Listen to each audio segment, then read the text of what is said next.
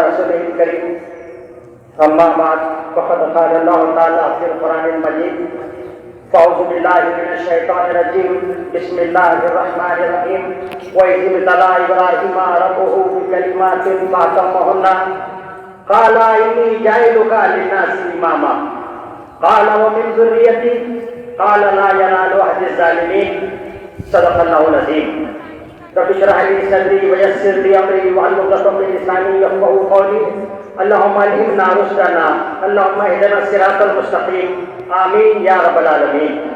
اللہ اکبر لا الہ الا اللہ واللہ اکبر وللہ الحمد.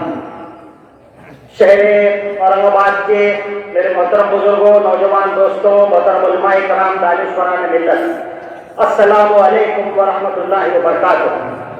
آج ہمارے لیے خوشی کا دن ہے، یہ عید کا دن ہے، اور ہم اس مناسبت سے سیدنا حضرت ابراہیم علیہ السلام کے اس عظیم الشان قربانی کو یاد کرنا چاہتے ہیں. ایک جہد مسلسل پوری زندگی اس توحید کی خاطر آپ نے جو قربانی پیش کی، اس کو ہم اس موقع سے، اس مناسبت سے یاد رکھنا چاہتے ہیں. شرک کے اس گڑھ میں جہاں پر خود پرستی عام تھی، جہاں پر اندھ وشواس عام تھا، جہاں بے لگام ستا تھی، جہاں پر لوگ بتوں کی پوجا کر کے، اپاسنا کر کے، اور اسی میں وہ سب کچھ سمجھتے کہ ہماری بھلائی اور نجات ہے، اس دور میں سیدنا ابراہیم علیہ السلام تنے تنہا کھڑے ہوتے ہیں اور شرک کے اس دور کو توحید کی صداؤں سے وہ معمور فرماتے ہیں. یہ سیدنا ابراہیم علیہ السلام کا کارنامہ ہے. اور پھر اس کے لیے پوری زندگی قربانی پیش، اپنی جان کی قربانی، اپنی مال کی قربانی، اپنی اولاد کی قربانی، اپنی صلاحیتوں کی قربانی، اپنی وہ پوسٹ اور منصب اور عہدہ جو آپ کو مل سکتا تھا اس کی قربانی. گویا کہ پوری زندگی اس قربانی ہے، وہ قربانی ہے. اسی کی یاد میں ہم یہاں پر جمع ہیں. اور اس کے نتیجے میں پھر آپ کا ویژن کہ آپ نے ایک امت مسلمہ کے لیے دعائی، آپ نے حضور نبی کریم صلی اللہ علیہ وسلم کے لیے دعائی کہ ایک نبی ان کے اندر بھیج جو ان کو تزکیہ کرے، ان کے قرآن و حکمت کی تعلیم سے ان کو معمور کرے. اس دعا کا نتیجہ ہے کہ ہم امت مسلمہ یہاں اس ملک عزیز میں ہم بس رہے ہیں.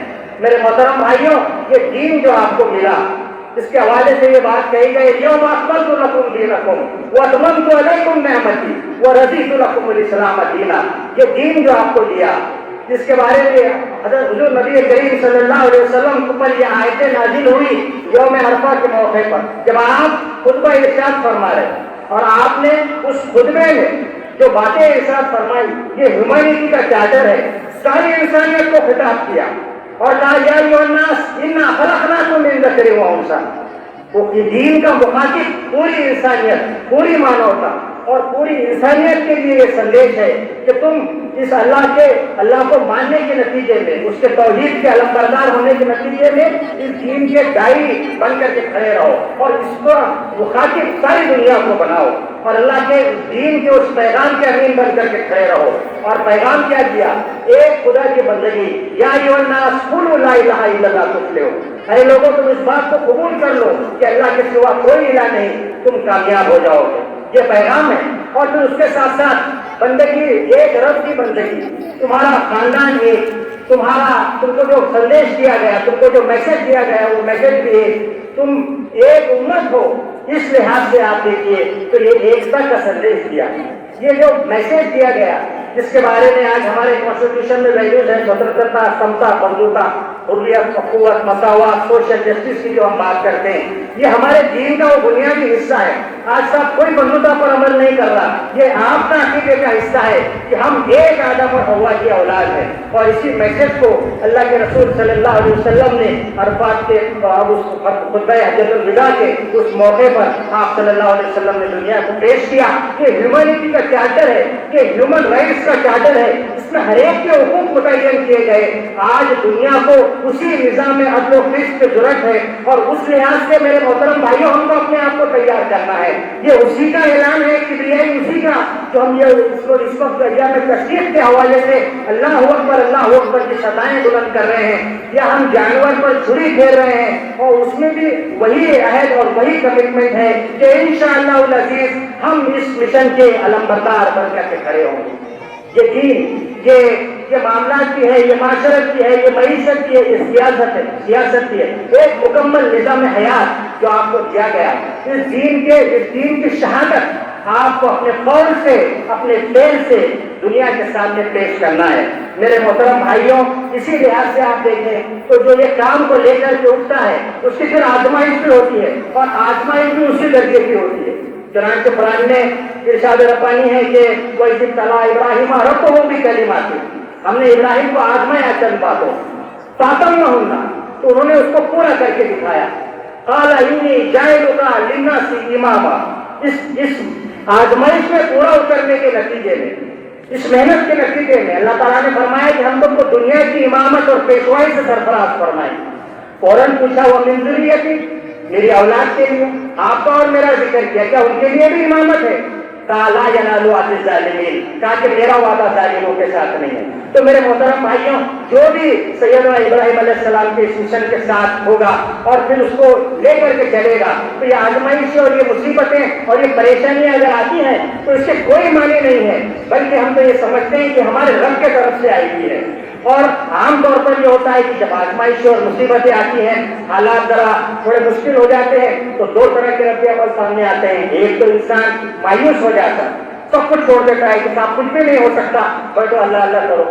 دوسرا رد عمل یہ ہوتا ہے کہ وہ تشدد کا شکار ہوتا ہے، دوسرے ایکسٹریمزم کی طرف چلا جاتا ہے۔ ان کے درمیان میں اعتدال کی روش پر قائم رہنا، یہ ہم سمجھتے ہیں کہ ہم تمام کی وہ ذمہ داری ہے کہ ہم ایسے اس موقع پر جب کہ اشتعال دلانے کی کوشش کی جا رہی ہے، نفرتیں پھیلائی جا رہی ہیں، اور ایک طرح عجیب قسم کا ایک ماحول ہے ڈر اور خوف کا، اس میں ہم نہ بزدلی دکھائیں گے، نہ ہم کمزور پڑیں گے۔ اس بات کا عہد اور کمٹمنٹ ہم کو لینا ہے، وَلَا تَهِنُوا وَلَا تَحْزَنُوا وَأَنْتُمُ الْأَعْلَوْنَ إِن كُنتُم مُؤْمِنِينَ، دل شکستہ نہ ہو، غم نہ کرو، تم ہی غالب رہو گے بشرطے کہ تم مومن ہو۔ تو میرے محترم بھائیوں، ضرورت اس بات کی ہے کہ مضبوط ایمان، اللہ کے اوپر توکل، اور اسی کے بھروسے اور اسی کے سہارے سے ہم اس نے جو راستہ بتایا اس راستے کو اپنائیں، اتحاد اور اتفاق کے ساتھ ہم سب مل جل کر کے کھڑے ہو جائیں۔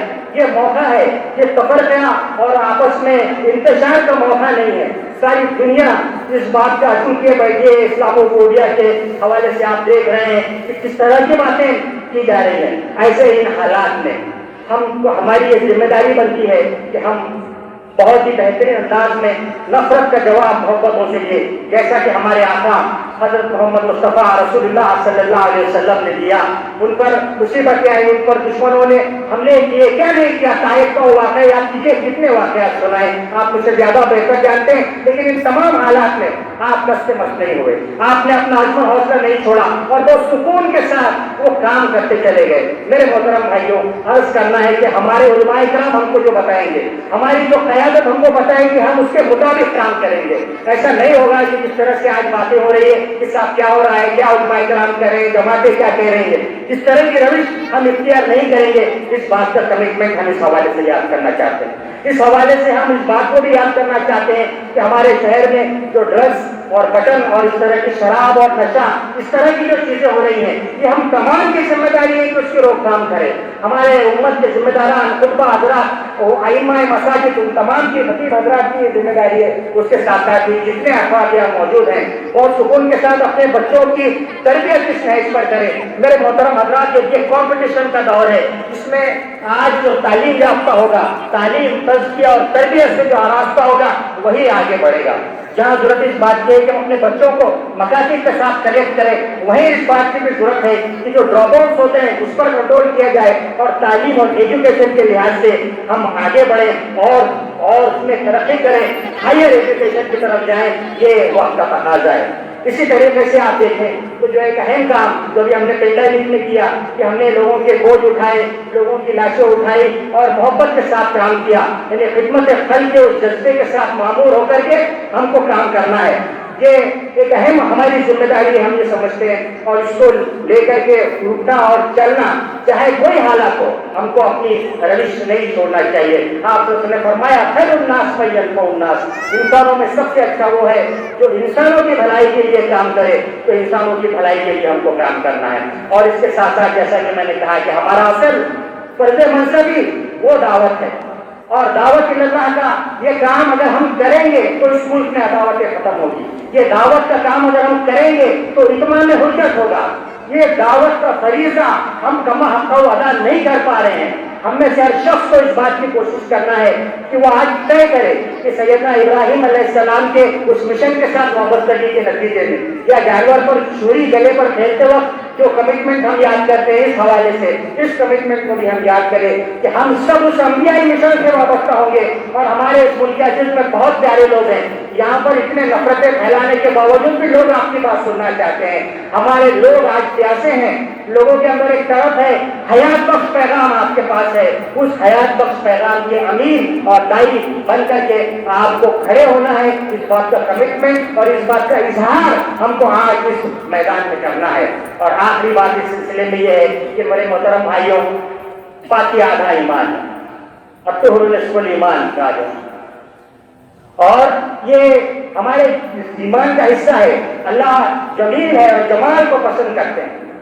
اللہ تعالیٰ ایسے یہ جو گندگی اور ناپاکی اور تمام چیزوں کو پسند نہیں کرتے۔ تو جہاں ہم قربانیاں کر رہے ہیں وہیں ہم کو اس بات بھی یاد رکھنا ہے کہ ایسا نہ ہو کہ ہم قربانی کرنے کے بعد ساری گندگی نکال کر کے ہم باہر پھینک دیں اور روڈ کے اوپر ساری گندگی کریں اور لوگ کہیں کے ساتھ دیکھیے یہ معاملہ ہوتا ہے مسلمانوں کا۔ اس طرح کی کوئی بات ہمارے سے سرزد نہ ہو۔ اور اسی طرح سے سوشل میڈیا کے اوپر فوٹوز ڈالنا، غلط غلط باتیں شیئر کرنا، بہت ساری چیزیں جو ہم نہیں جانتے، آپ پوچھے علماء کرام سے کہ جو آپ بات نہیں، جو آپ کو معلوم نہیں حقیقت کیا ہے، اس کو شیئر کرنا، اور بہت ساری ایسی دوسری چیزیں جو اس کے علم میں لانے والی ہے، ان تمام چیزوں سے بچتے ہوئے ہم کو کام کرنا ہے۔